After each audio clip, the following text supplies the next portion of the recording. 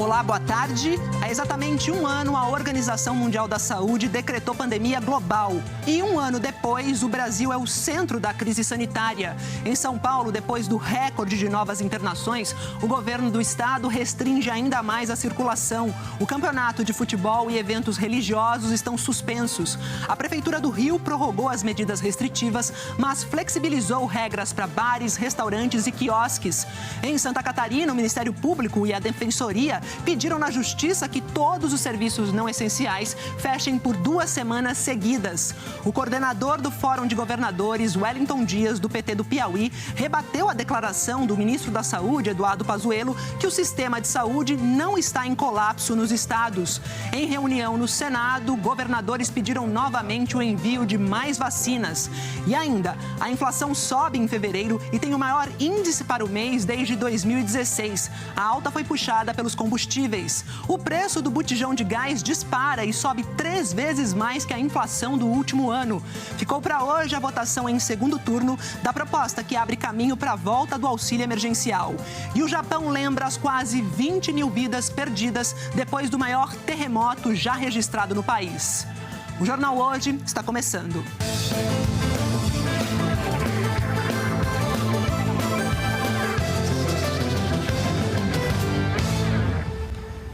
A gente abre essa edição falando diretamente aqui de São Paulo, onde o governo do estado acabou de anunciar medidas ainda mais restritivas de circulação. A repórter Daniela Geminiani acompanha e tem as informações para a gente. Daniela, boa tarde. Oi, Maju. Boa tarde para você, boa tarde a todos. A partir de segunda-feira, dia 15 de março, todo o estado de São Paulo entra na fase emergencial, uma fase ainda mais restritiva do que a fase vermelha em que nós estamos atualmente. Essa nova medida deve durar até pelo menos o dia 30 de março, quando o Centro de Contingência fará uma nova avaliação. 14 atividades do estado serão impactadas com essas novas restrições. A expectativa do governo estadual é que 4 milhões de pessoas deixem de circular ou circulem menos durante esse período de fase emergencial. Entre as atividades que serão impactadas, o esporte coletivo está proibido, então os campeonatos de futebol e também de outros esportes estão suspensos no estado. As atividades religiosas, também como missas e cultos, não estão mais permitidos. Lojas de construção também devem fechar durante esse período. Os escritórios que não realizam serviços essenciais só podem funcionar por teletrabalho, não pode mais ter trabalho presencial. No caso dos bares e restaurantes, também estão proibidos os serviços de retirada, então em que os clientes vão até a loja para retirar o alimento. Só pode acontecer a partir de agora o serviço de delivery ou então de drive-thru. No caso de drive-thru, até às 8 horas da noite. Eles também fizeram uma recomendação de escalonamento de entrada dos servidores e também dos trabalhadores, de uma maneira geral, no trabalho, para aqueles que precisam se deslocar ainda para ir presencialmente. A tentativa é de diminuir aquelas cenas que nós já mostramos aqui no Jornal Hoje, de aglomeração no transporte público. Segundo as novas recomendações, os trabalhadores da indústria devem entrar entre 5 e 7 horas da manhã.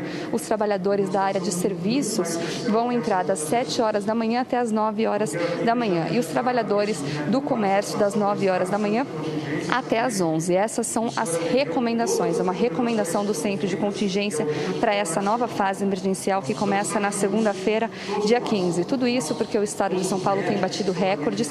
Faz 20 dias que nós batemos recordes de internações em leitos de UTI. Maju, nós estamos acompanhando. Qualquer nova informação, voltaremos ao Jornal Hoje. Obrigada pelo seu resumo, Daniela. Então, fase emergencial aqui em São Paulo a partir de segunda-feira, dia 15, até o final do mês, dia 30, com várias restrições, como nada de futebol, também nada de cultos ou missas. São recomendações. Agora a gente fala de Ribeirão Pires, que é a cidade da Grande São Paulo, que acabou de confirmar que mais 4 pessoas morreram à espera de um leito de UTI. Outras cidades da região estão com os hospitais lotados. Na porta do hospital, a gente encontrou hoje de manhã a Rosana e o irmão. Ela tinha acabado de saber que o marido dela, o Milton, morreu depois de ficar 2 semanas e meia entubado por causa da Covid. Ele estava com a garganta inflamada, febre e um pouquinho de tosse, aparentemente um resfriado comum. O Milton conseguiu uma vaga na UTI desse hospital na região central de São Paulo, mas isso foi há 3 semanas. Por fora, os hospitais da Grande São Paulo são bem diferentes, mas lá dentro a situação está praticamente a mesma em todos. Faltam leitos para tratar a Covid em Taboão da Serra, em Diadema, em Mogi das Cruzes. Na capital, hospitais de referência estão com a ocupação máxima dos leitos de UTI e até começaram a improvisar no atendimento. O marido da Derlândia, que nós já mostramos aqui no Jornal Hoje, continua internado nesse hospital da Zona Leste de São Paulo. Hoje ela disse que o marido está sendo tratado numa maca de ambulância colocada numa sala que estava desativada desde segunda-feira. A médica dele falou para mim que ele é um dos pacientes mais graves que ela tem. Falei, doutora, mas se ele é um dos pacientes mais graves que a senhora tem, por que não colocar ele num leito? Ela me respondeu, Derlândia, a gente não tem leito, mas ele está tendo os mesmos procedimentos dos outros pacientes. Ele está sendo cuidado, a gente está tomando todas as providências possíveis, mas leito não tem. Ontem, o estado de São Paulo teve o maior número de novas internações pela Covid-19 num único dia. 2.690 pessoas foram hospitalizadas. Dessas, 1.419 só na Grande São Paulo. Hoje o estado tem 10.253 leitos de UTI para pacientes com Covid. 8.505 estão ocupados. Nós vamos chegar num determinado momento, talvez nos próximos dias, que nós não vamos conseguir dar unidades de terapia intensiva, mas nós não podemos desassistir os nossos pacientes.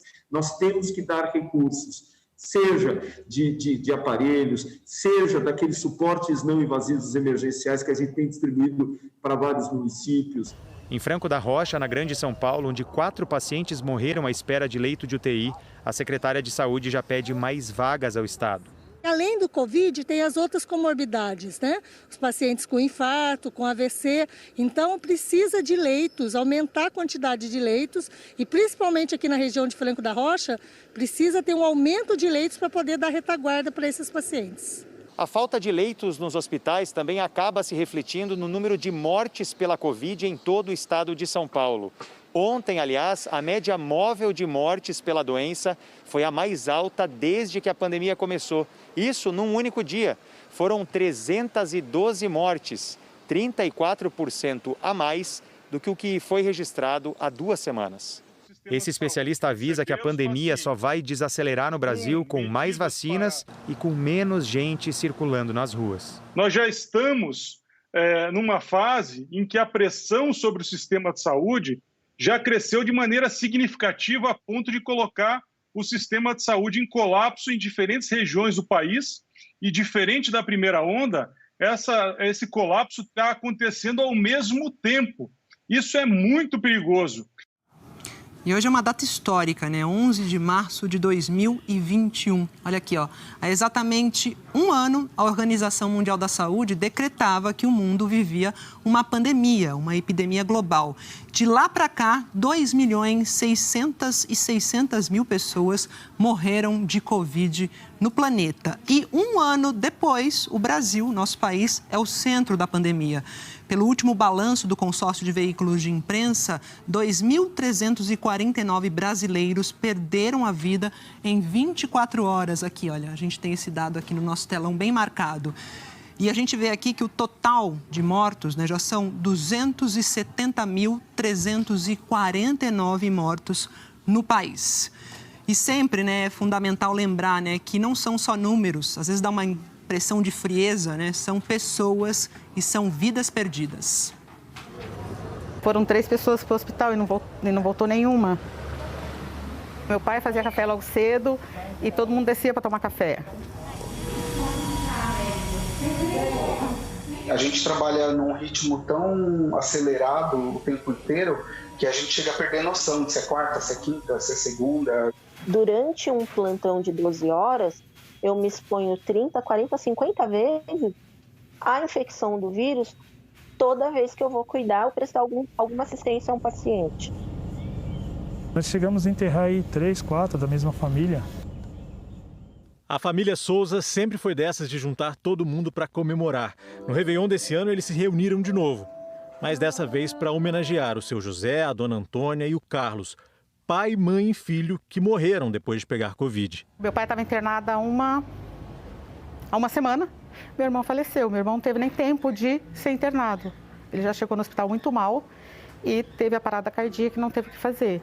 Foram 29 dias. Os 29 piores dias da família que vive no Capão Redondo, na zona sul de São Paulo. Mas na semana passada eles comemoraram uma vitória.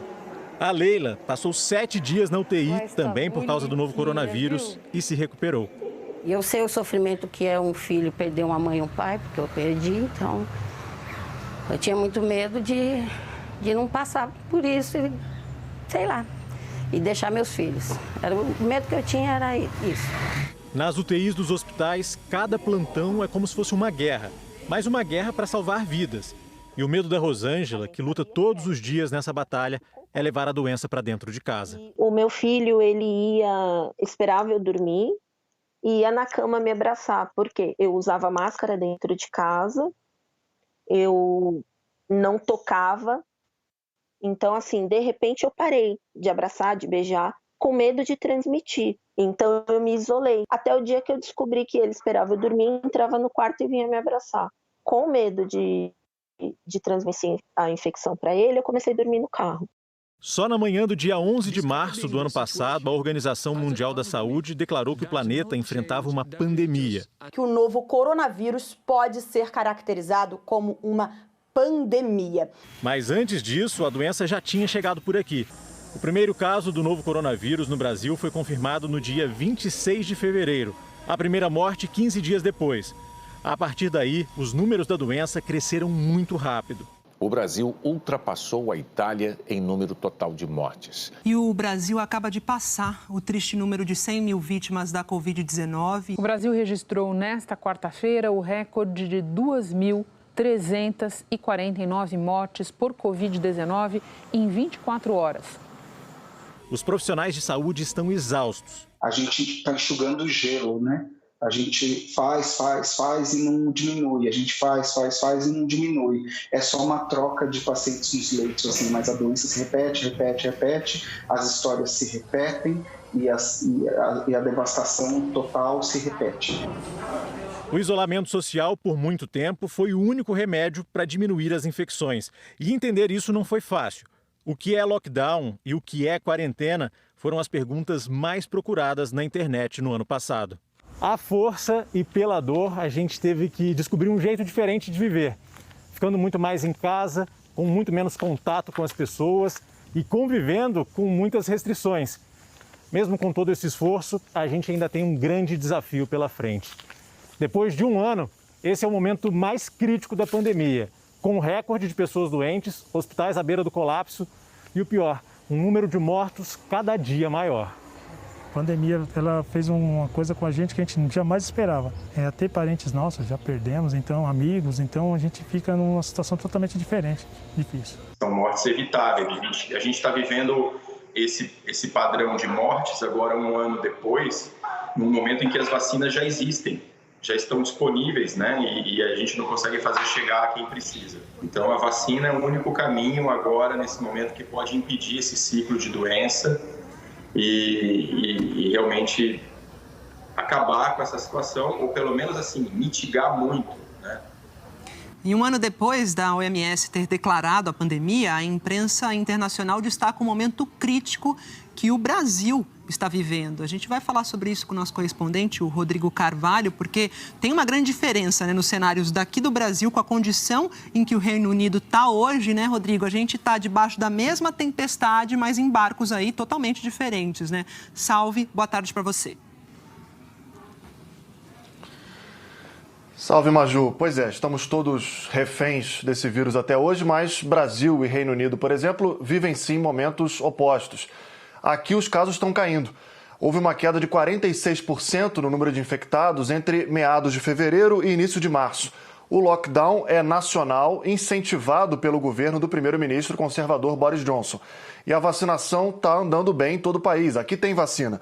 Quase 23 milhões de pessoas já receberam a primeira dose, 34% da população. Com isso, a reabertura gradual já começou, tudo planejado pelo governo. Já no Brasil, a gente sabe, um recorde atrás do outro, uma situação muito difícil, que é destaque hoje no noticiário internacional. Começando pela Al Jazeera, com a manchete: mais de 2.280 mortes por coronavírus no único dia acontecem enquanto o presidente Jair Bolsonaro assina, só agora, um projeto de lei para acelerar a compra de vacinas. Os jornais britânicos Guardian e Independent também destacam a situação ruim no Brasil. E a rede BBC fala o seguinte: Cientistas estão preocupados com o fato de o Brasil ter praticamente se tornado um laboratório natural, onde as pessoas podem ver o que acontece quando o coronavírus fica sem controle. É o Brasil como motivo de preocupação, Maju. A própria BBC fala que o nosso país é um terreno fértil para o surgimento de novas variantes do coronavírus. Laboratório natural para o vírus. Que tristeza, Rodrigo. Obrigada pelas informações. Bom trabalho para você. E a segunda maior cidade aqui do Brasil também vai ter novas medidas restritivas a partir de amanhã, só que assim, restringe de um lado, solta do outro. A Prefeitura do Rio vai ampliar também alguns horários, como os de bares e restaurantes. Quiosques da orla vão poder funcionar, vão poder reabrir. Por outro lado, voltou a pressão sobre a rede de saúde pública. O decreto anterior terminava hoje. Agora foi prorrogado por mais 10 dias. Só que nem todas as regras foram mantidas. Bares e restaurantes, por exemplo, tinham que fechar às 5 da tarde. A partir de amanhã, já podem funcionar até às 9 da noite. Os quiosques nas praias estavam fechados o tempo todo, mas agora também podem atender até às 9. Os ambulantes que estavam proibidos de circular vão poder trabalhar até às 5 da tarde. Outras regras serão mantidas, como a proibição de ficar em áreas públicas entre 11 da noite e 5 da manhã. Eventos e festas continuam proibidos e as boates e casas de shows também não podem abrir. Para tentar aliviar a pressão nos transportes públicos, também foi anunciado um escalonamento de horários em vários setores da economia. Os serviços, em geral, ficarão abertos entre as 8 da manhã e as 5 da tarde. A administração pública entre 9 da manhã e 7 da noite. E o comércio vai ter que abrir mais tarde, entre 10h30 da manhã e 9 da noite. Também não vai ter mágica, não vai melhorar do dia para a noite. Então a gente vai observar e ver, uma pressão muito difícil de tirar, né? Porque é mais difícil, você tomar, põe a tantos ônibus, não tem, né? Então, estamos trabalhando nisso e o escalonamento é uma tentativa de diminuir a pressão em determinados horários. Vamos ver, vamos acompanhar. Se tiver que mudar isso, a gente muda mais à frente. A multa para quem descumprir as regras é de R$ 562. Já para as empresas ou estabelecimentos, o valor é bem mais salgado. Vai de 14 mil até 56 mil reais. E o espaço pode ser interditado. A taxa de ocupação nos leitos de UTI exclusivos para a Covid da rede SUS na capital está em 91%. Mesmo com a abertura de 61 novos leitos de terapia intensiva. Ontem, havia pacientes aguardando por uma vaga. A gente tinha 13 pessoas na fila, mas essas pessoas não estavam esperando lá mais de 6 horas. A gente ainda não tem um colapso do sistema, a gente ainda tem o sistema conseguindo atender as pessoas adequadamente. O prefeito do Rio, Eduardo Paes, do Democratas, disse que se as medidas não forem respeitadas, os fiscais vão agir imediatamente. Não adianta dizer que é o usuário que não respeitou, vai ter que respeitar. Qualquer comércio que não respeitar a regra, a gente vai fechar e vai fechar por 15 dias. Se for incidente, nós vamos caçar o alvará em definitivo. Olha, ainda continuamos falando sobre restrições pelo país. Vamos lá para Paraíba, porque começaram a valer hoje novas medidas restritivas que vão ficar em vigor por 15 dias. O Laerte Cerqueira, nosso repórter, traz os detalhes para a gente. Bem-vindo e boa tarde, Laerte. Olá, Maju, boa tarde a todos que nos acompanham. Pelo novo decreto, os serviços não essenciais, comércio de rua, shoppings, bares e restaurantes devem ficar fechados pelos próximos 2 fins de semana. No caso de bares e restaurantes, eles podem fazer entrega. De segunda a sexta, houve redução no horário. Olha só, o comércio, em geral, fica aberto de 9 da manhã às 5 horas da tarde. Os shoppings só podem ficar abertos de 10 da manhã às 9 horas da noite. Bares e restaurantes têm que fechar as portas às 4 horas da tarde. Depois disso, só por meio de entrega, só funcionam por meio de entrega. O toque de recolher foi renovado das 10 horas da noite às 5 horas da manhã. E olha, nas praias da região metropolitana de João Pessoa, é possível fazer atividade física, mas de maneira individual ou em dupla. O banho de mar também é permitido, desde que não se permaneça na areia, com barracas ou cadeiras. Todas essas medidas valem pelos próximos 15 dias. esse novo decreto vai atingir praticamente todos os municípios da Paraíba, 219, porque eles estão nas fases laranja e vermelha. A ocupação de leitos aqui na Paraíba, de leitos de UTI, já chega a 85%. E ontem o estado registrou 37 mortes em um único dia. O governo admite que já há uma fila por leitos, mesmo nos últimos dias, tendo sido abertos 100 leitos de terapia intensiva, quase 100 leitos, e 55 de enfermaria. Aqui na Paraíba já foram registrados, Maju, 232.771 casos, 4.797 pessoas morreram com a Covid-19. Maju. Obrigada, Laerte. A gente viu aí Paraíba apertando o cerco, São Paulo também, Paraná, ao contrário. As medidas de restrição por lá não foram renovadas, apesar da situação grave no estado.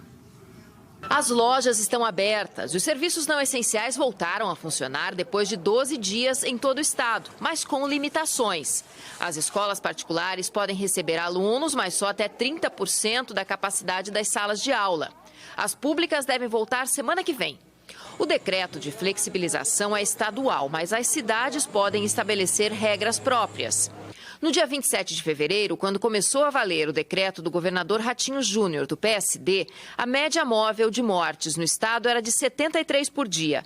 Ontem chegou a 152, aumento de mais de 100%. Neste período, foram abertos 671 novos leitos. Mesmo com novas vagas, a demanda cresceu ainda mais e a fila de espera mais do que dobrou de tamanho. Agora são 1.185 pacientes aguardando por UTI ou enfermaria. A taxa de transmissão do vírus no estado segue alta, mas especialistas são unânimes. Sem as restrições, a situação do Paraná estaria ainda pior. Só que o alívio no sistema de saúde só deve ser sentido mais para frente, porque a situação já era grave desde o início do ano. Muito provavelmente, com as medidas que foram implantadas recentemente, a gente acredita que em 2 semanas a gente possa ter resultado delas. Sem a vacina, só existe uma medida efetiva no controle da transmissão: evitar o contato entre as pessoas. E no Brasil a gente faz muito mal isso, né? Hoje a taxa de ocupação dos leitos de UTI SUS exclusivos para a Covid-19 é de 94% no estado. E para quem está na linha de frente, a briga com o vírus é desproporcional. A gente tem uma velocidade na UTI, que é a velocidade do paciente se recuperar, que a gente não consegue acompanhar. Então, é uma briga desproporcional. A gente, se continuar essa incidência da doença, a gente sempre vai ter um número maior de pessoas doentes do que o número que a gente consegue resolver e gerar de leitos. Para desafogar o sistema, a Prefeitura de Curitiba mudou a forma de atendimento. Desde ontem, 9 UPAs passaram a internar pacientes com Covid-19.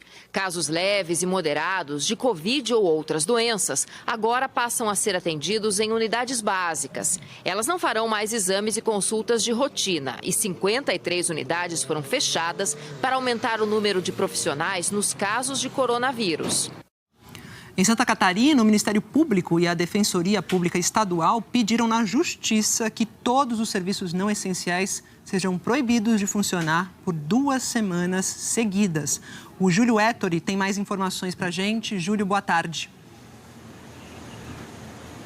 Boa tarde, Maju. Boa tarde a todos. A decisão de protocolar uma ação civil pública ontem à noite partiu depois de o governo do estado anunciar novas medidas restritivas, como a prorrogação do fechamento de atividades não essenciais aos sábados e domingos, o que já estava sendo feito nos últimos 2 finais de semana. E uma novidade agora, que é a proibição do consumo de bebidas alcoólicas durante a noite nos pontos de venda. Segundo o Ministério Público, essas medidas são insuficientes frente à situação de colapso que vive o estado com a piora da Covid. A ação do MP e da Defensoria Pública pede que o fechamento das atividades não essenciais se estenda por 14 dias seguidos e que sejam apresentados tanto um plano econômico de socorro emergencial e um plano de fiscalização das medidas. Essa ação ainda aguarda uma decisão da Justiça, mas se tiver um parecer favorável e se for desrespeitada, tanto o governador quanto o secretário de saúde podem ser multados em R$50 mil por dia. O governo do estado ainda não se pronunciou, diz que só vai fazer isso depois que for notificado e analisar o documento. Santa Catarina tem hoje 419 pessoas aguardando por um leito de UTI, Maju. Obrigada, viu, Júlio, pelas informações. Vou para Minas Gerais, a gente fala muito sobre médicos e enfermeiros, mas por lá, psicólogos e assistentes sociais também estão atuando na linha de frente.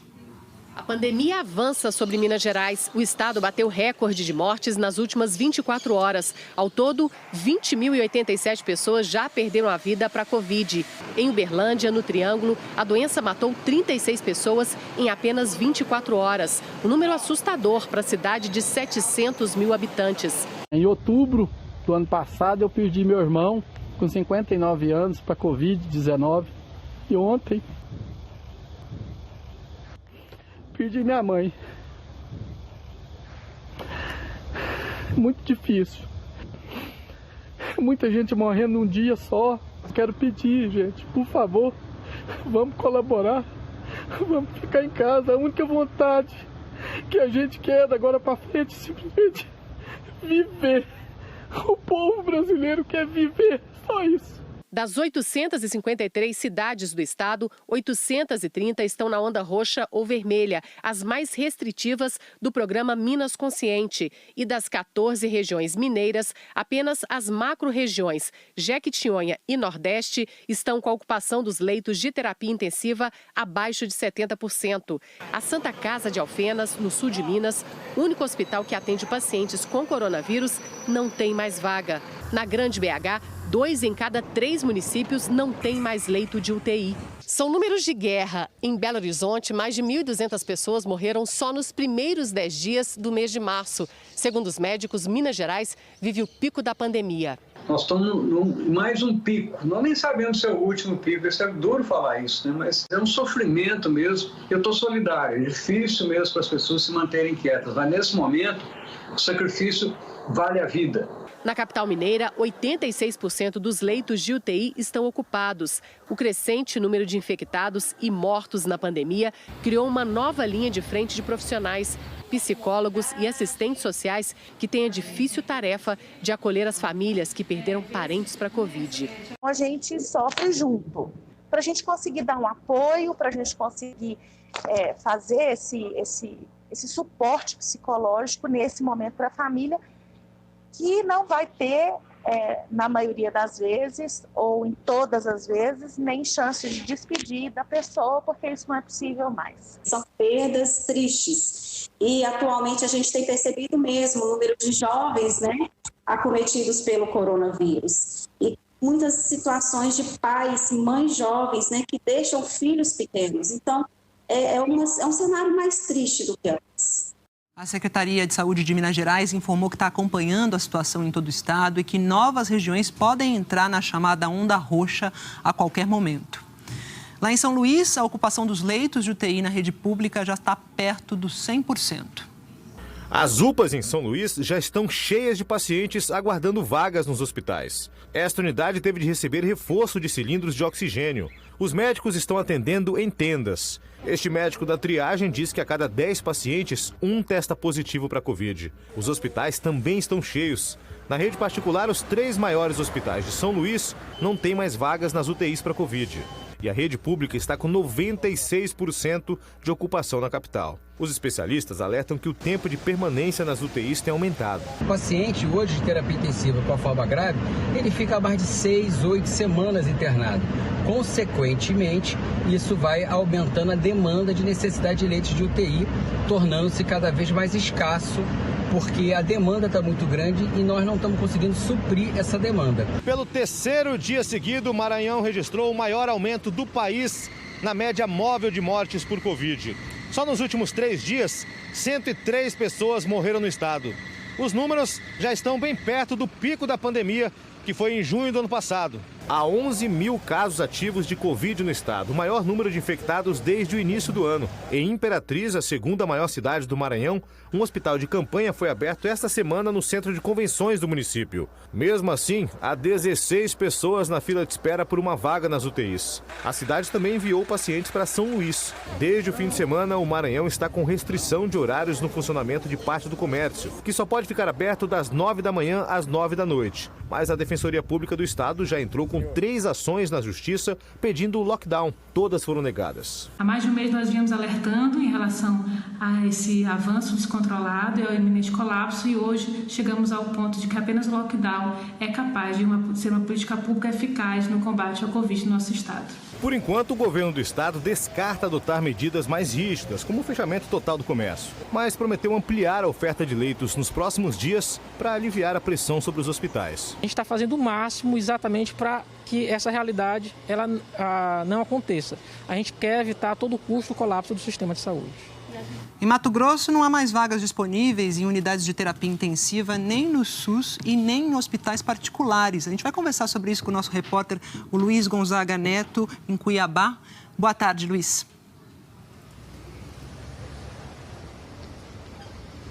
Boa tarde, Maju. Boa tarde a todos. Em Mato Grosso, o governo disse que a saúde atingiu a pior fase. Pela primeira vez desde o início da pandemia, tanto a rede pública como a rede privada chegaram a 100% de ocupação de leitos de UTI. O resultado disso? Colapso e a formação de uma fila de espera que, no momento, tem 68 pacientes para entrar num centro de terapia intensiva. O governador diz que está com dificuldade para contratar profissionais de saúde e também insumos, mas anunciou uma tentativa de parcerias para a implantação de mais 500 leitos clínicos com ventilação mecânica e 160 UTIs para as próximas semanas. Também disse, Mauro Mendes, do DEM, também disse que vai liberar 70 milhões de reais para os municípios nos próximos 5 dias para a contratação de profissionais e testagem em massa da população. Maju, aqui em Mato Grosso, nós já temos mais de 267 mil casos confirmados de Covid e 6.173 mortes. O número vem subindo nas últimas semanas. Nós, só nas últimas 24 horas, tivemos mais de 2.000 novos casos e 48 óbitos. Maju, a gente espera que essas novas medidas, de fato, consigam salvar vidas. É isso que a gente espera, né, Luiz? E não está fácil aí, não está fácil em vários lugares do país. Eu vou para Goiás agora. Obrigada pelas suas informações, porque Goiás passa pela pior semana desde o início da pandemia. Em Goiânia, o novo decreto de restrições para combater a pandemia entrou hoje no 4º dia. Apenas serviços essenciais podem funcionar. Os ônibus só podem rodar com passageiros sentados. E as pessoas devem manter uma distância de 1 metro entre elas nos terminais. Mas, na prática, isso não vem acontecendo. Situação péssima, todo mundo para pegar essa doença, fica falando que não pode ter ônibus cheio. Cadê? Aí eu tumulto, cadê? Não adianta fechar comércio se os ônibus andam lotados do jeito que anda, né? Um levantamento da Defensoria Pública mostra que a circulação de ônibus diminuiu e no pior momento da pandemia. A Justiça deu prazo de 48 horas para que a Prefeitura e as empresas de ônibus adotem medidas para acabar com as aglomerações. Se nada for feito, a multa prevista é de R$ 5.000 por dia. Goiás bateu ontem o recorde de mortes pela Covid em 24 horas. Foram 267 vidas perdidas. O número de novos casos positivos foi de 4.421 em um único dia. Ao todo, 424.907 pessoas no estado contraíram o vírus desde o início da pandemia e 9.332 morreram. Muitas vezes a gente tem que ficar decidindo qual paciente está pior para merecer uma vaga lá ou não. Isso é muito desgastante do ponto de vista pessoal, do ponto de vista profissional. A situação é muito preocupante. Os leitos de UTI para Covid, mais uma vez, chegaram a quase 100% de lotação. E o índice de isolamento social está baixo, em torno de 33%. E muita gente despreocupada continua fazendo festas. Nós precisamos é que as pessoas parem de se contaminar. Esse mantra é repetido à exaustão, mas ele é um fato. Vacinar e isolar até que nós possamos ter um número de doentes compatíveis com a capacidade das instituições de atendê-los. Nós precisamos unir as forças e acabar com essa situação de negacionismo, né? Porque é alarmante a situação de emergência mesmo, gente. E sobre o prazo de 48 horas que a Justiça de Goiás deu para que sejam adotadas aquelas medidas para evitar a aglomeração nos ônibus em Goiânia, as empresas disseram que ainda não foram notificadas. A Prefeitura informou que vai adotar as medidas cabíveis e adequadas. Em Pernambuco, a corrida das autoridades de saúde é para abrir mais leitos de UTI pediátrica. Maria Madalena levou a filha Evelyn para o hospital perto de casa, na cidade de Garanhuns, no agreste de Pernambuco.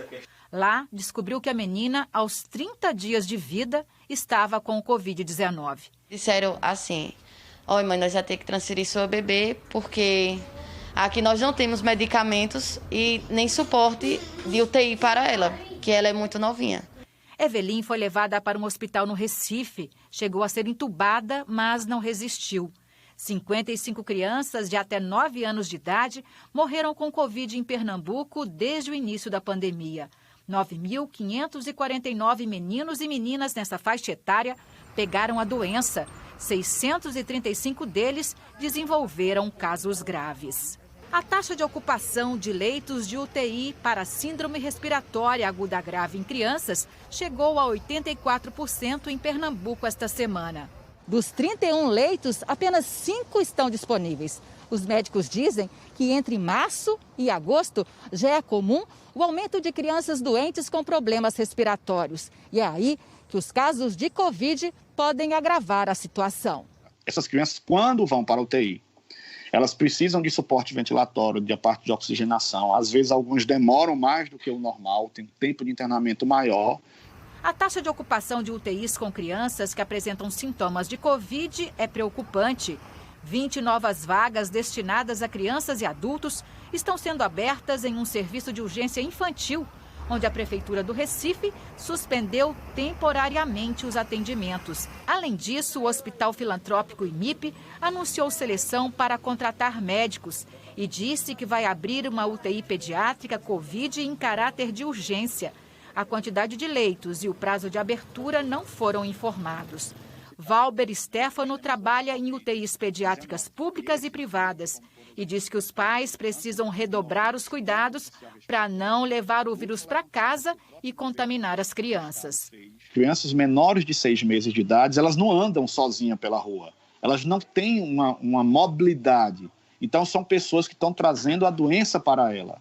Então, isso demonstra que, assim, se esses pais, eles precisam garantir o distanciamento, não é levar essas crianças para ambientes que tenham gente. A gente pede que essas crianças se mantenham com todos esses cuidados em casa para que evitem lotar as emergências. Em nota, a Secretaria de Saúde de Pernambuco informou que vem monitorando os indicadores da Covid em pacientes pediátricos e que está trabalhando para expandir a rede de assistência. A Secretaria confirmou que um edital foi aberto para a contratação de novos leitos, incluindo aí vagas destinadas às crianças. E pela primeira vez na pandemia, as mortes diárias aqui no Brasil passaram de 2.000. No telão, os dados do consórcio de veículos de imprensa, como a gente viu no começo do JH, em um dia o Brasil registrou 2.349 mortes por Covid. O total de mortes aqui no país está em 270.917 mortes, 900, esse número aí de pessoas que perderam a vida para a doença no país. Além do aumento do número de óbitos, os registros acumularam os de Goiás, que não divulgou os dados de mortes na terça-feira. Mas os números não incluem aqui os do Distrito Federal, que não liberou os dados até 8 da noite, quando o consórcio divulga esse boletim. De terça-feira para quarta, foram registrados 80.955 novos casos aqui no país e já temos 11.205.972 infectados. O Brasil tem, em média, 69.107 novos casos por dia. Esse aqui é o maior número desde o início da pandemia. 32% a mais do que o que foi registrado aí em 2 semanas atrás. A média de mortes também foi a maior da pandemia pelo 12º dia seguido. Agora o Brasil tem média de 1.645 óbitos por dia. Houve um aumento aqui de 43% em 2 semanas. Assim, o Brasil ultrapassou os Estados Unidos e registrou a mais alta média de mortes por Covid do mundo. Segundo dados oficiais, nos Estados Unidos morreram, em média, 1.547 pessoas por dia. Só que os Estados Unidos têm uma população 55% maior do que a população brasileira. Agora a gente mostra para você a situação nas regiões aqui no mapa. O Distrito Federal aparece em cinza, né? Porque, como eu disse, ele não divulgou os dados. E com alta na média de mortes, nós temos 22 estados. Eles estão em vermelho, por exemplo, aqui, ó, todos os estados da região, de 3 regiões, né? Nordeste, Centro-Oeste e Sul. Temos também Maranhão lá com 155% de aumento e Rio Grande do Sul com 132%, com os maiores aumentos aqui. Em estabilidade, ficaram 2 estados que estão em amarelo, Minas Gerais e Roraima. E no grupo da queda, na média de mortes, que está em azul, também 2 estados, Amazonas com 32% de queda e Rio de Janeiro com 40% de queda. E vamos falar da pressão por vacinas ou por soluções para a pandemia. 5 governadores e o presidente do Senado, Rodrigo Pacheco, estão discutindo hoje o andamento da vacinação no país e a situação crítica da rede pública de saúde em uma audiência no Senado. Ontem, o ministro da Saúde, Eduardo Pazuello, negou que haja colapso. O vídeo foi divulgado ontem à noite pela assessoria do Ministério da Saúde. Pazuello disse que o sistema de saúde não está em colapso. Vivemos um momento grave no país, com muitas perdas de vidas que foram causadas principalmente pelas novas variantes do coronavírus. O nosso sistema de saúde está muito impactado, mas não colapsou nem vai colapsar. Estamos de forma integrada com governadores, prefeitos e todo o sistema privado de saúde, concentrando todos os esforços nesse enfrentamento.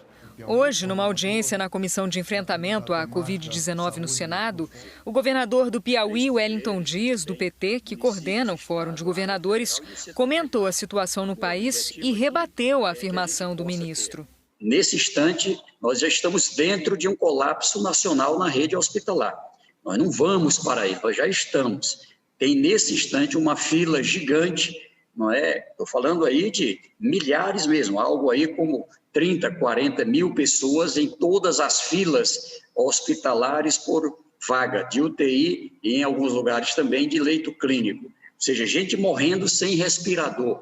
Wellington Dias também afirmou que a AstraZeneca Oxford não está cumprindo o contrato com o Brasil para a entrega de doses. Era para entregar 15 milhões de IFAs para a Fiocruz em janeiro, não entregou, repassou para a Serum da Índia, que também produz AstraZeneca, cumprir. A Índia proibiu exportação e precisa a Universidade de Oxford trazer de onde tiver, cumprir o contrato com o Brasil, até por essa realidade do Brasil. Na reunião, Wilson Lima, do PSC, governador do Amazonas, Carlos Moisés, do PSL, governador de Santa Catarina, Rui Costa, do PT, governador da Bahia, e Camilo Santana, do PT, governador do Ceará, também fizeram cobranças para que o governo federal centralize a compra de insumos. Em um ofício encaminhado ontem aos presidentes da Câmara e do Senado, o Ministério da Saúde afirma que sim, o cronograma de vacinação está mantido na forma e nos prazos, conforme foi apresentado aos senadores. No cronograma enviado ao Senado no dia 4 de março, constam 38 milhões de doses para este mês. Ainda no ofício, o Ministério afirma que os principais obstáculos que poderão vir a ser enfrentados para o cumprimento do cronograma vigente de entregas de vacinas, quanto às vacinas fabricadas no Brasil pela Fundação Oswaldo Cruz e pelo Instituto Butantan, podem ser atrasos na entrega de insumo farmacêutico ativo relacionados a ingerências e condicionantes políticas dos governos sede dos laboratórios com os quais a Fiocruz e o Butantan possuem contrato, técnicas de produção e demandas locais e globais do produto, que atrasaria a produção local. Ontem, numa cerimônia no Palácio do Planalto, Pazuello explicou assim a estimativa de doses para março. Nós estamos garantidos para março entre 22 e 25 milhões de doses, podendo chegar até 38 milhões de doses. Para esse infectologista, o Ministério da Saúde continua tentando buscar explicações para a falta de planejamento do próprio Ministério. O argumento é sempre jogar no outro a sua responsabilidade. Em saúde pública, isso não funciona. Saúde pública é uma estratégia, um trabalho que tem que ser feito em conjunto, né? O poder público e a sociedade. Se você não faz esse link, se você não faz essa articulação, nenhum processo dá resultado. Então, é uma situação extremamente grave. Me parece que a gente precisa rapidamente reverter isso. A gente está caminhando para 300 mil mortes no país e naturalizamos, vulgarizamos esse número. Especialistas em saúde dizem que há uma crise de credibilidade em relação ao que é dito pelo ministro da Saúde. Ainda assim, Rodrigo Pacheco, presidente do Senado, afirmou que o ministro Pazuello garantiu a ele que vai assinar hoje o contrato com a farmacêutica Pfizer para a compra de 100 milhões de doses da vacina. A expectativa do Ministério da Saúde é receber 14 milhões de doses até junho. As primeiras vacinas chegariam ainda no segundo trimestre. Ontem foi sancionada a lei que autoriza expressamente União, estados e municípios a assumirem responsabilidades por eventuais efeitos das vacinas e atende à principal exigência das farmacêuticas Pfizer e Janssen, da Johnson & Johnson, que não têm fabricantes parceiros no Brasil. E sobre a declaração do governador Wellington Dias de que a Oxford AstraZeneca não está cumprindo o contrato com o Brasil, a farmacêutica respondeu que a entrega de doses da AstraZeneca está dentro do cronograma e que as doses previstas para fevereiro, 15 milhões, foram entregues. Olha quem está de volta, Andréa Sadi está de volta das férias. Oi, Andréa, bem-vinda, bom ter você aqui. Ela está congelada no nosso telão. Ainda não voltou, gente, totalmente não, porque a Sadi está aqui congelada, mas ela deve voltar daqui a pouquinho. Tem algum problema de sinal aí, mas ela vai voltar para falar para a gente sobre a situação aí do ministro Pazuello, com essa crise toda. Vamos lá, vamos para o próximo assunto aqui. Olha só, deputado federal Eduardo Bolsonaro, do PSL, que é filho do presidente Jair Bolsonaro, se manifestou em um vídeo divulgado em uma rede social sobre o destaque dado pela imprensa quanto à mudança de postura da delegação brasileira no uso de máscaras em viagem a Israel no último fim de semana. Lembra desse caso? A comitiva foi conhecer os testes preliminares de uma droga contra a Covid. Aí, no embarque, no sábado, o ministro das Relações Exteriores, o Ernesto Araújo, compartilhou uma foto do grupo na base aérea de Brasília. Nenhum dos representantes usava essa máscara. Aqui, base aérea de Brasília, Brasil. Entre eles, o próprio deputado. O presidente Jair Bolsonaro, que não viajou para Israel, também estava sem máscara. E esta é a foto da delegação brasileira, já em outro solo, lá na chegada a Israel. No desembarque, por determinação do governo de Israel, todos tiveram de usar máscaras. E ao falar sobre essa viagem, Eduardo Bolsonaro reagiu ao destaque da imprensa, essa mudança de postura da delegação. Veja só. Eu acho uma pena, essa imprensa mequetrefe que a gente tem aqui no Brasil fique dando conta de cobrir apenas a máscara. Ah, máscara, tá sem máscara, tá com máscara. Enfia no... Especialistas ouvidos pela TV Globo criticaram a postura do deputado e alertaram que o uso de máscaras é fundamental para diminuir a propagação do vírus. É muito desrespeitoso com todo o povo brasileiro e com toda a comunidade científica esse tipo de declaração. No momento em que você está perdendo um número absurdo de pessoas, sabendo que a máscara é a principal forma de prevenção, antes que tenhamos uma vacinação em massa, nos preocupa também de muitas pessoas deixarem de usar máscaras e, nesse momento de alta contaminação, isso causar inúmeras mortes. Então, é uma indignação enquanto cientista e uma indignação enquanto cidadão. Não não existe mais desculpa sobre, será que máscara protege ou não? Não, nós já sabemos que máscaras protegem, que elas diminuem o contágio e diminuem significativamente. Nós sabemos que máscaras funcionam e as vacinas ainda vão demorar para conseguir causar um impacto na transmissão da doença. Então, o que nos resta são máscaras, distanciamento e evitar aglomerações. Essas são medidas que funcionam e que foram comprovadas com estudos científicos muito bem conduzidos. Parlamentares também criticaram a fala do deputado. A fala do deputado Eduardo Bolsonaro agride e envergonha a população brasileira, que já tem mais de 270 mil mortos para chorar. Ele chegou indignado com o pito que recebeu em Israel e tenta desmerecer o uso desse equipamento indispensável que é a máscara. Quebra o decoro parlamentar, mostra que não tem envergadura para ser deputado e muito menos representar o nosso país em qualquer outro lugar do mundo. O uso da máscara, mesmo que você ache que não te protege, é algo para proteger os outros. Essa é a maior importância do uso da máscara. Então a gente não pode minimizar o uso da máscara, principalmente autoridades que são exemplo para a população, para os seus eleitores. Então eu acho que é muito ruim quando um de nós, deputados, políticos de maneira geral, minimizam isso e tratam esse tema com desprezo. O ministro Gilmar Mendes, do Supremo Tribunal Federal, acusou o ministro das Relações Exteriores, Ernesto Araújo, de divulgar fake news, notícias falsas, ao comentar a atuação do governo federal no combate à pandemia. Ernesto Araújo fez publicações em uma rede social em resposta a uma entrevista de Dennis Carroll, que é um especialista em doenças infecciosas, à CNN americana sobre o número de mortes por Covid-19 registradas ontem aqui no Brasil, que foi o maior desde o início da pandemia. Na entrevista, Carroll disse que o país tem estrutura e capacidade para vacinar a população.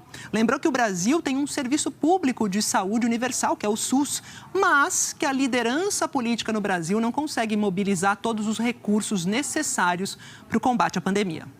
Em inglês, o chanceler disse que após uma decisão do Supremo Tribunal Federal de abril de 2020, os governadores, não o presidente, têm na prática toda a autoridade para estabelecer e administrar todas as medidas de distanciamento social. O ministro do STF, Gilmar Mendes, rebateu, chamou a declaração de fake news e disse: eis o fato real. O Supremo Tribunal Federal decidiu que as administrações federal, estadual e municipal têm competência para adotar medidas de distanciamento social. Todos os níveis de governo são responsáveis pelo desastre que estamos enfrentando. Hoje, o ministro das Relações Exteriores respondeu ao ministro Gilmar Mendes. Ele escreveu: leia de novo, por favor. Eu disse, após uma decisão da Suprema Corte, que significa como consequência de, não como literalmente afirmado em. E eu disse, na prática, indicando o efeito na vida real da decisão. Na prática, os governadores tomaram todas as medidas que desejavam e o governo federal paga a conta. Essa declaração não é verdadeira. Em abril do ano passado, o Supremo Tribunal Federal apenas reconheceu a competência de governadores e prefeitos para tomar providências no combate ao coronavírus, com a finalidade de evitar a disseminação da doença, sem tirar poder do governo federal. Os ministros entenderam que as ações devem ser coordenadas entre as 3 esferas de governo. O ministro Gilmar Mendes não quis comentar essa última publicação de Ernesto Araújo. E a ministra Rosa Weber, do Supremo Tribunal Federal, afirmou ser incompreensível a recusa do governo federal em assumir protagonismo no combate à pandemia de Covid-19 aqui no Brasil. A ministra disse que, diante da ausência de coordenação do governo federal, os estados estão sendo obrigados a buscar a justiça para assegurar meios de salvar vidas. A manifestação de Rosa Weber está em decisão que determina ao Ministério da Saúde que reabilite leitos de UTI no Rio Grande do Sul diante do colapso do sistema de saúde por causa da pandemia. A ministra já determinou a mesma medida para os estados de São Paulo, Minas Gerais, Piauí e Bahia. Agora sim a gente vai falar com a Sadi, que está aqui, não está mais congelada, voltou para valer. Bem-vinda de volta das férias, Sadi. Você viu aí, né, Sadi, manifestação da ministra Rosa Weber, mas o ministro Pazuello, apesar da gente mostrar diariamente aqui falta de leito, gente morrendo à espera de leito, negando o colapso da saúde. Bom, e em meio a essa situação gravíssima que o país está enfrentando na pandemia, governistas voltaram a defender a saída do ministro. É isso, Sadi? Bem-vindo e boa tarde. Oi, Maju, saudades suas. Boa tarde a todos. Bom, Maju, é uma espécie de efeito político do discurso do ex-presidente Lula junto aos bastidores do governo, porque desde que Lula ontem passou a falar de uma forma enfática a respeito da importância da vacina, de combater a pandemia, tem uma ordem nos bastidores do governo para tentar mudar o discurso. Não se sabe se é muito tarde, na visão de integrantes do Congresso, como deputados e senadores com quem eu conversei, de líderes, eles acham que sim, também ministros do Supremo Tribunal Federal. Mas qual que é a estratégia do governo para fazer isso? A primeira coisa é centralizar essa responsabilidade pela má gestão da pandemia no ministro da Saúde, no ministro Pazuello. Eu já tinha contado aqui há algumas semanas que havia uma pressão para que ele deixasse o cargo por parte de integrantes da ala política do governo. Mas agora até os militares do governo Bolsonaro e também militares que estão na ativa acham que ele tem que sair para que o governo consiga sair desse discurso de que não fez os acordos, não andou com os acordos, as articulações para conseguir a vacinação. O que a gente sabe que não é verdade, porque o Brasil teve as ofertas, não conseguiu fechar acordo no final do ano passado. E além disso, Maju, esse vídeo de hoje que a gente mostrou agora há pouco no JH, do ministro Pazuello vindo a público dizer que o sistema de saúde não está em colapso, isso bateu forte entre os secretários de saúde dos estados. Os governadores reclamaram ao Palácio do Planalto, acharam que foi uma afronta, uma ofensa do ministro Pazuello, totalmente desnecessária, e esses assessores presidenciais estão defendendo nos bastidores que Pazuello saia. O problema é, quem é que entra neste momento, no meio, como você disse, do pior momento da pandemia? Então é sempre essa discussão, esse discurso da vacinação, o discurso das máscaras que a gente viu ontem, o pessoal no Palácio do Planalto, o próprio presidente, que já fez pouco caso da máscara, os filhos dele também, isso também está sendo levado em conta nos bastidores. Olha, não dá mais para ficar jogando só para a ala ideológica. Eu falo só porque a gente vê que tem sim acenos, ao mesmo tempo em que o governo tenta mudar, uma parte do governo tenta mudar o discurso, a outra parte continua fazendo os acenos para a ala ideológica, como é o caso do ministro Ernesto Araújo e o caso do próprio filho do presidente e deputado federal Eduardo Bolsonaro. Mas a postura do presidente Bolsonaro e dos ministros do governo agora vai ser defender prioridade absoluta na vacinação, Maju, mas isso, segundo ministros do Supremo e também a turma no Congresso Nacional, pode ser que venha tarde demais e toda a responsabilidade acabe caindo para o ministro Pazuello. Lembrando, para devolver para você, que Pazuello só executa a política de saúde do presidente da República, Maju. É isso, não questiona, executa. Obrigada, Sadi, pelas informações, saudades também, bom trabalho para você. A gente vai ver agora os números da vacinação aqui no país, que ainda é lenta, né? Brasil tem 9.013.639 pessoas vacinadas, isso com a primeira dose. Na terça-feira, eram 8.736.891 pessoas. O percentual da população vacinada com a primeira dose está aqui, ó, em 4,26%. Segunda dose agora, ela foi aplicada em 3.166.189 pessoas. Isso representa apenas 1,5% da população. Vamos ver o andamento pelo país? Temos 24 estados e o Distrito Federal que atualizaram os dados. Lembrando sempre, mais escuro aqui. Quanto mais escuro o nosso azul no mapa, maior o percentual de pessoas vacinadas em relação ao total da população. Os 5 que mais aplicaram a primeira dose até agora foram Amazonas, São Paulo, Distrito Federal, Rio Grande do Sul e Mato Grosso do Sul. Vacina, sim. Enquanto não tem vacina para todo mundo, o jeito é se proteger, manter o distanciamento social e usar máscara. Mais detalhes sobre a vacinação e a situação da pandemia no seu estado você encontra em g1.com.br/coronavírus. E a gente volta a falar, né, da data de hoje, que marca um ano da pandemia, da decretação, né, do decreto oficial da pandemia. Os Estados Unidos, que eram os recordistas mundiais em número de mortes diárias por Covid, são um exemplo de que é possível virar o jogo. A gente vai para Nova York falar sobre isso com a Sandra Coutinho, que acompanha, né? Porque a principal arma contra a Covid, a gente sabe, é a vacinação, é o que está dando resultado por aí, né? Nos Estados Unidos, a gente vê que é isso que está fazendo funcionar, fazendo as coisas voltarem a um normal possível, né, Sandra? Boa tarde. Boa tarde para você também, Maju. Boa tarde a todos. Olha, os Estados Unidos já compraram 500 milhões de doses com entrega até o fim do ano. Com mais vacinas disponíveis, alguns estados começam a ampliar os grupos que já podem se imunizar. Na semana que vem, o Texas vai abrir a fila da vacina para todos os cidadãos com mais de 50 anos. Na Geórgia, a idade mínima vai passar para 55 anos. E aqui em Nova York, para 60 anos de idade. Hoje, os ex-presidentes Jimmy Carter, Bill Clinton, George Bush e Barack Obama lançaram uma campanha para estimular a vacinação em todo o país, mostrando que partidos opostos concordam que a vacina é o único caminho para sair dessa pandemia. Cada um fala o que gostaria de fazer quando todo mundo estiver imunizado. O único ex-presidente que não participou foi Donald Trump, mas a gente sabe que ele tomou a vacina em segredo antes de deixar a Casa Branca. No dia 12 de janeiro, os Estados Unidos bateram o recorde de mortes, com 4.406 vidas perdidas num único dia. Quase 2 meses depois, hoje, a média móvel de óbitos ainda está alta. Ontem ficou em 1.536. Mas o país que teve mais casos e mais mortes pela Covid tem registrado queda nesses 2 indicadores todos os dias. Hoje à noite, o presidente Joe Biden vai fazer um pronunciamento à nação com uma mensagem otimista de que finalmente o país está deixando para trás o pior da pandemia. Maju.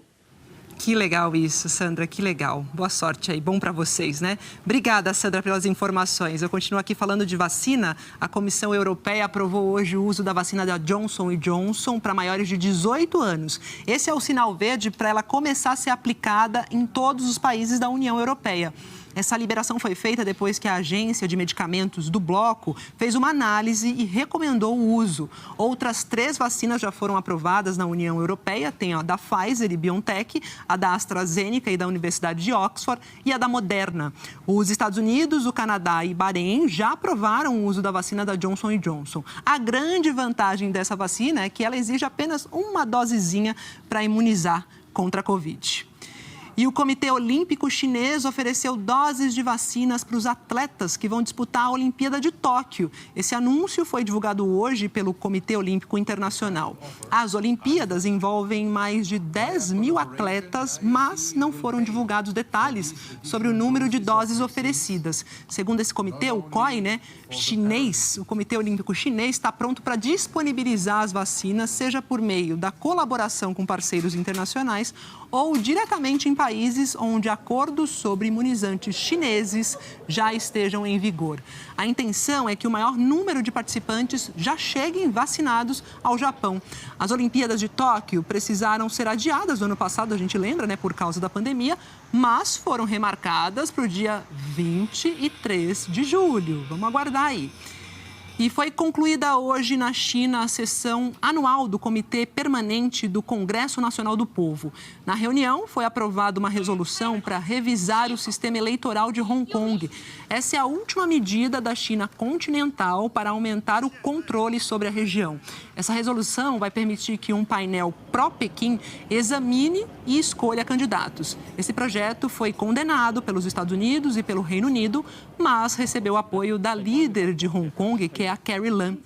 Ela é alinhada ao governo central e disse que as mudanças vão melhorar a capacidade dela de governar. E ainda hoje, o Japão lembra as quase 20 mil vidas perdidas depois do maior terremoto já registrado no país. A ONU acusa a junta militar que controla Myanmar de perpetrar crimes contra a humanidade. E a seguir, a alta da inflação em fevereiro é o maior índice para o mês desde 2016. A disparada no preço do botijão de gás e as negociações na Câmara para votar em segundo turno a proposta que abre caminho para as novas parcelas do auxílio emergencial. Voltamos já já.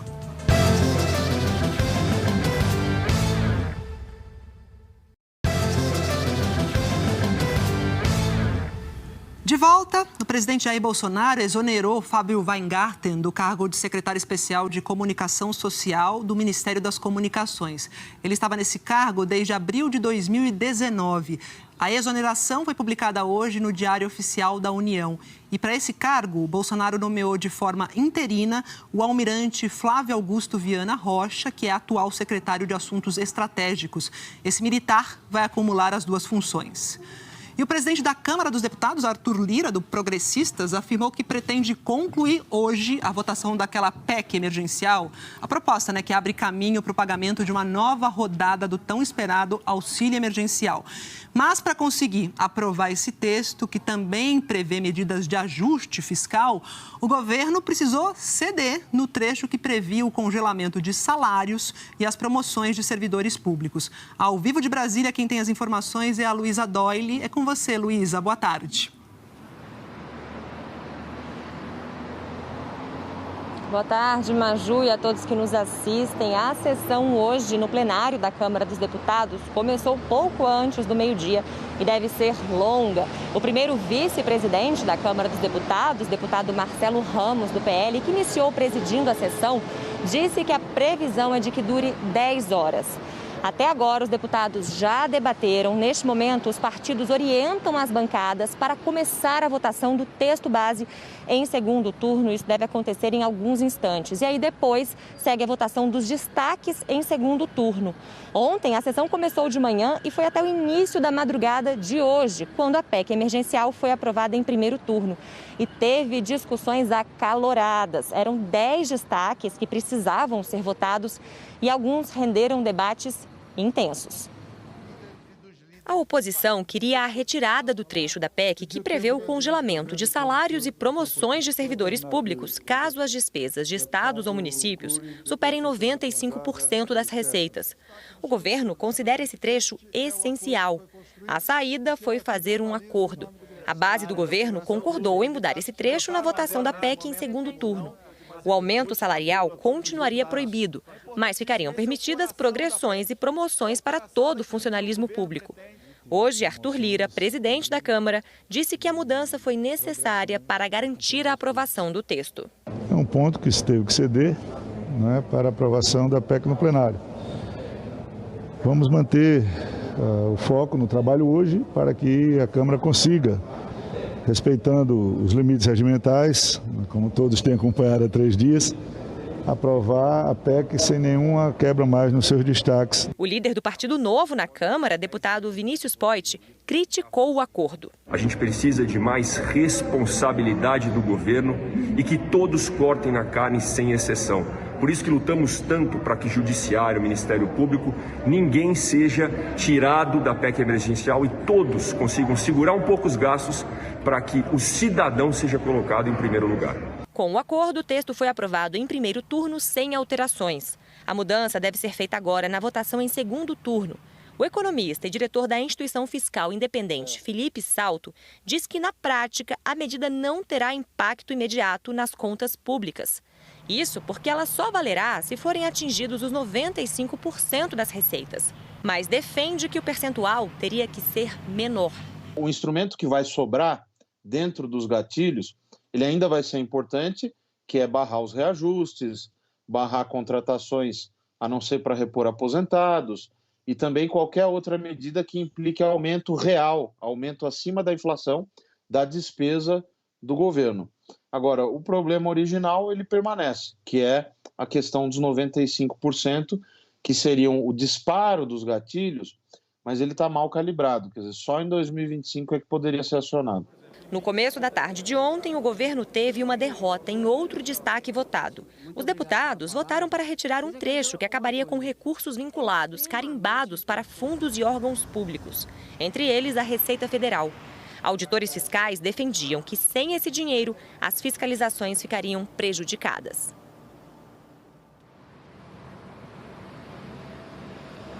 O relator da proposta na Câmara dos Deputados, deputado Daniel Freitas, do PSL, disse hoje que mesmo com essas mudanças, não será necessário que depois de ser aprovada na Câmara dos Deputados, a PEC volte ao Senado Federal, porque esses destaques são supressivos, ou seja, não há alteração no mérito. Com a aprovação da PEC, o governo federal pode fazer uma nova rodada de pagamento do auxílio emergencial e o custo com o benefício não entra no teto de gastos do governo. A regra que limita o aumento do gasto público. A PEC prevê até 44 bilhões de reais para pagamento do auxílio emergencial e hoje o Ministério da Cidadania informou que mesmo com essas mudanças não há alteração no que já estava previsto, ou seja, a estimativa é de que sejam 4 parcelas de pagamento do auxílio emergencial, cada uma com um valor de R$ 250 em média. E o governo já sinalizou que pretende fazer esse pagamento ainda este mês. Maju, a gente, claro, continua acompanhando tudo por aqui. É isso, vamos aguardar. Quem tem fome tem pressa, vamos ver se sai esse mês mesmo, Luísa. Obrigada pelas informações, bom trabalho para você. E agora a gente faz uma constatação do que muita gente já está sentindo no bolso. A inflação continuou a subir com força e avançou 0,86% em fevereiro, isso na comparação com o mês de janeiro. Essa é a maior alta para o mês desde 2016. Esses dados foram divulgados hoje e essa subida foi puxada especialmente pelo aumento no preço dos combustíveis. O botijão de gás está pesado para o bolso da Rosicléia. Ela tem uma família de 5 pessoas e não tem emprego fixo. Pagando aluguel, ainda mais o gás ainda. Nesse valor, daqui a pouco nós vamos ter que voltar no tempo das nossas avós, né? Cozinhando a lenha. O gás de botijão subiu pelo 9º mês seguido. Foi um dos itens que contribuíram para a alta da inflação. Fevereiro também foi o 9º mês de aumento consecutivo da gasolina. O combustível teve o maior peso individual no IPCA. Etanol e diesel também ficaram mais caros. Com isso, a inflação chegou em fevereiro ao nível mais alto para o mês dos últimos 5 anos, 0,86%. 0,61 ponto percentual acima do resultado de janeiro, segundo o IBGE. Dos 9 grupos de produtos e serviços pesquisados, 8 tiveram alta. A maior variação foi na educação, porque além dos reajustes de início de ano nos cursos regulares, foram retirados os descontos concedidos no ano passado durante a pandemia, por conta da suspensão das aulas presenciais. A alimentação, que provocou forte impacto na inflação no último ano, desacelerou pelo 3º mês seguido. Apesar dos preços dos alimentos estarem caindo, essa não é a sensação para a maioria dos brasileiros. Segundo o IBGE, desde março do ano passado, início da pandemia, os alimentos subiram 15%, quase 3 vezes a taxa de inflação do período, que é a maior desde janeiro de 2017. Em 12 meses, o preço do óleo de soja subiu quase 88%. O arroz ficou quase 70% mais caro, a batata quase 48% e o leite longa-vida 20%. Este especialista aponta que os preços de alimentos e combustíveis, que têm grande peso na inflação, devem continuar pressionando o índice. O que mais preocupa é essa combinação, inflação mais alta com um desemprego ainda muito alto. Isso é uma combinação muito ruim, porque, em princípio, não é? Se o desemprego é alto, a inflação não devia estar pressionando tanto, mas as condições hoje são muito atípicas, digamos assim, em relação ao padrão de comportamento dos preços. A Petrobras convocou para o dia 12 de abril a Assembleia Geral, que vai eleger os membros do Conselho de Administração da empresa. O governo federal indicou 8 nomes. 2 já são membros do Conselho e seriam reconduzidos. Entre os novos indicados está o general Joaquim Silvio Luna. E a intenção do governo é depois indicar o Silvio Luna como presidente da empresa, no lugar de Roberto Castelo Branco. E a seguir, a ONU acusa a junta militar que controla Myanmar de cometer crimes contra a humanidade. O príncipe William nega que a família real britânica seja racista. O Japão lembra as vítimas do terremoto que provocou um tsunami e um acidente nuclear há 10 anos. E como fica a previsão do tempo aqui no Brasil com a Eliana Marques. Já, já.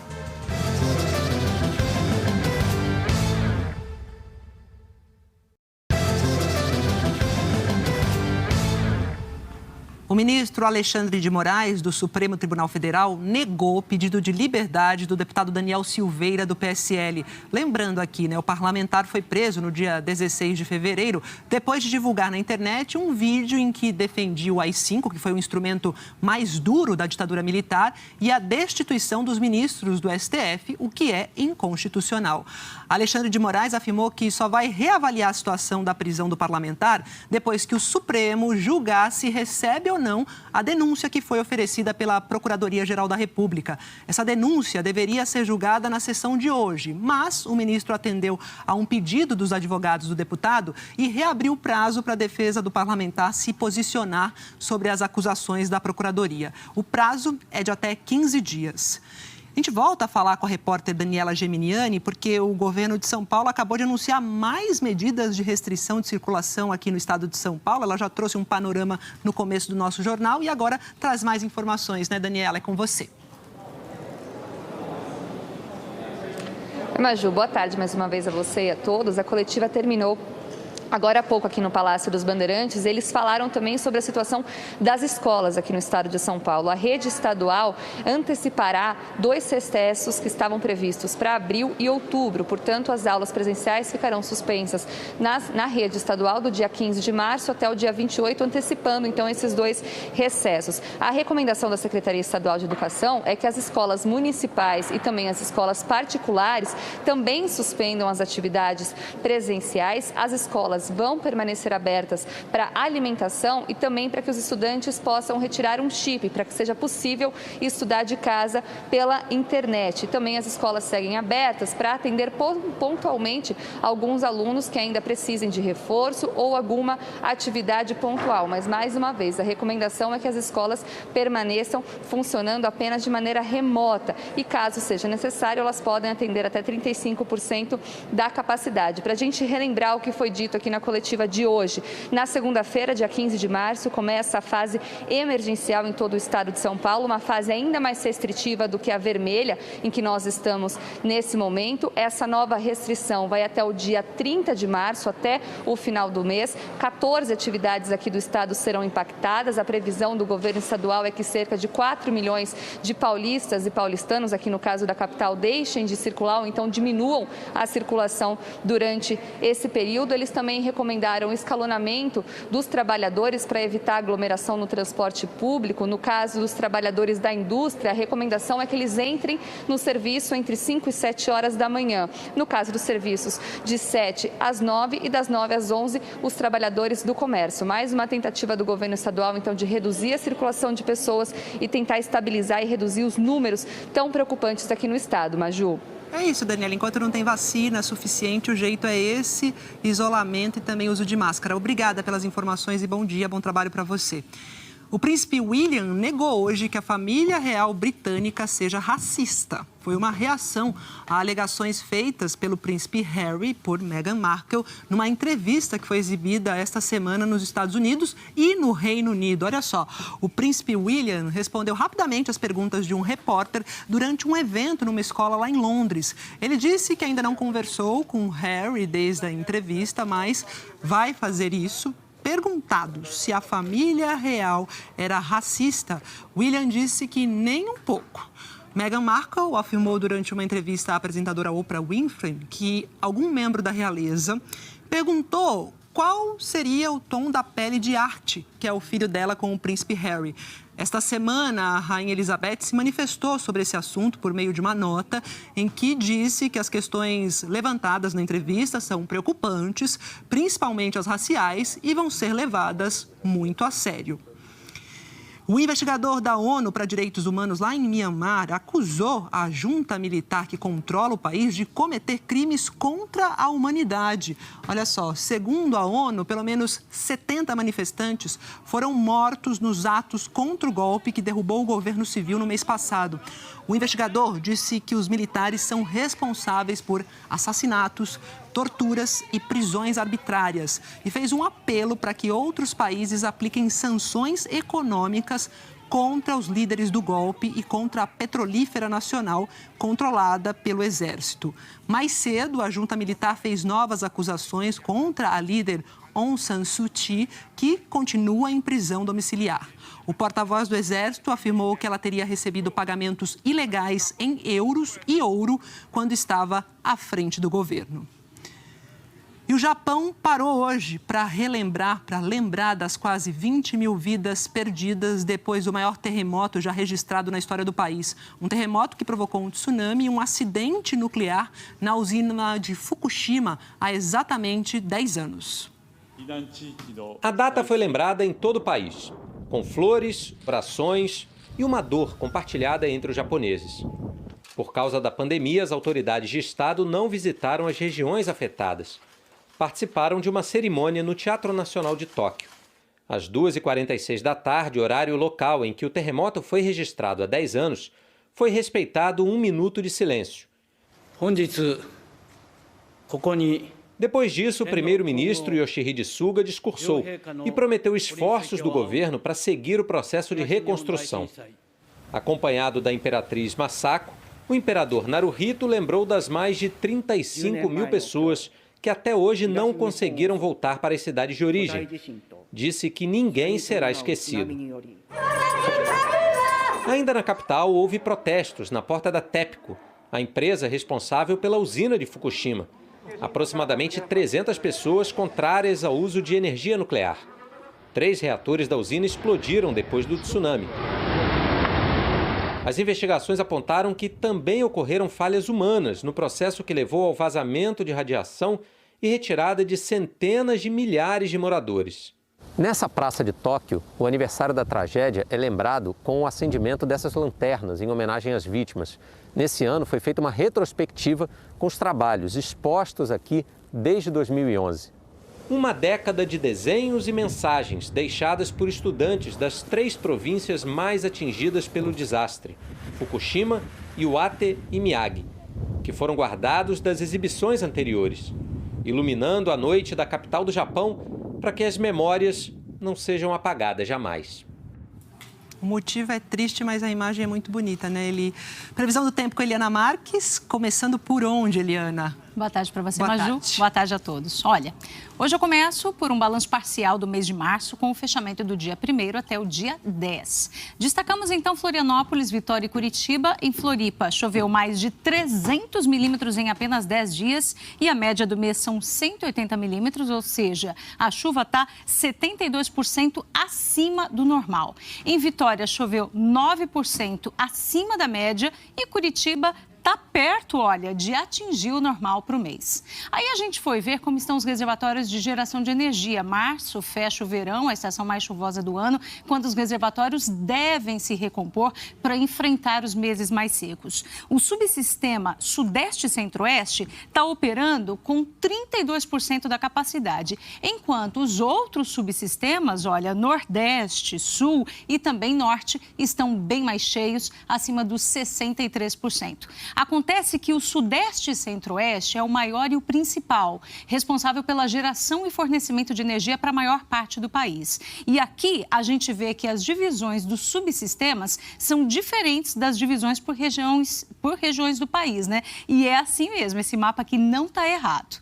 Agora a gente fala da tendência para os próximos 15 dias. Então, até 25 de março, já estaremos oficialmente no outono. A tendência é de muita chuva no norte, também em parte do Maranhão e de Mato Grosso, principalmente. E menos chuva entre Rio Grande do Sul e Santa Catarina e também aqui no Nordeste. Em resumo, não tivemos um verão dos mais chuvosos. Então, o consumo consciente da água, que é sempre importante, se faz bem necessário em momentos assim, né, Maju? Tem que economizar, não tem jeito para não faltar, né, Eli? E o que a previsão tem para hoje? Bom, vamos lá. Olha, hoje chuva, principalmente nessa faixa aqui entre Belém, Macapá, também Manaus e possibilidade de pancadas fortes ainda entre Palmas, Brasília, Goiânia e Belo Horizonte. Aí tempo firme nas 2 áreas que estão em amarelo. A gente aproveita para dar uma olhada em Aracaju, que tem previsão de sol o dia todo e tá aí o céu claro, azul, né? A temperatura chegando aos 32 graus. Amanhã também não tem previsão de chuva por lá, mas no sábado pode voltar a chover um pouco na capital de Sergipe. Hoje, Salvador, que a gente vai ver aqui, também Campo Grande, além de Curitiba, Floripa e Porto Alegre, todas elas estão com sol aí, tempo firme e calor, Maju. E São Paulo? Vamos falar de São Paulo, porque São Paulo, olha, hoje pode ter uma chuva um pouco mais forte, aliás, essa chuva já está perto aqui da Grande São Paulo, mas nos próximos dias a gente vê que ela enfraquece, olha, amanhã e sábado, 5 milímetros, domingo, pancadas voltando. No Rio de Janeiro, pouca chuva também pelos próximos dias, mais quente, né, do que aqui em São Paulo, como sempre. Olha aí, hoje máxima de 32 e a gente fica aí na casa dos 30, 31, 32 graus nos próximos dias também, Maju. É isso, Eli. Então amanhã a gente conversa mais sobre a previsão. Obrigada, até amanhã. Até amanhã. Agradeço também a sua companhia. O Jornal Hoje termina por aqui. Você acompanha outras notícias no JN, no Jornal Nacional. E para rever as reportagens, vai lá ao Globoplay. Boa tarde, até amanhã. Boa tarde para vocês, até amanhã.